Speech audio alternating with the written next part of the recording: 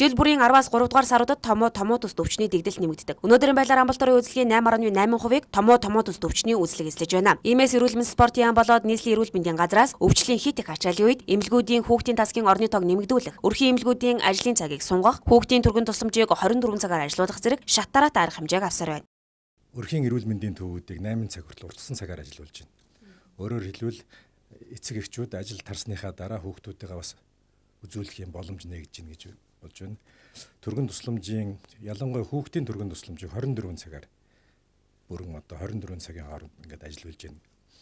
За эмнэлгийн том хүн хэвтдэг эмнэлгүүдийн орон зохицуулт хийгээд зарим шаардлагагүй өнөөгийн байдлаар шаардлагагүй дотрын бөгөөд мэдрэлийн уламжлалтын эмнэлгийг бойлуулад энэ хүүхдийн ор болгох ингээд яаж байна.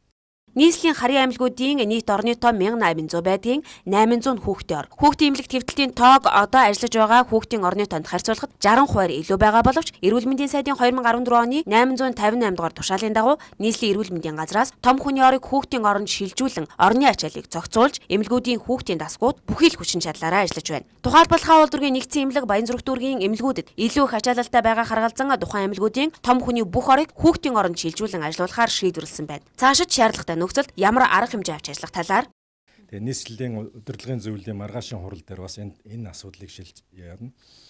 За нийслэлийн өөрийнх нь харьяа эмнэлгүүдийн орнууд хүрэлцээгүй байх юм бол биднүүд хувийн ившлийн байгууллагуудтай гэрээ хийсэн байгаа.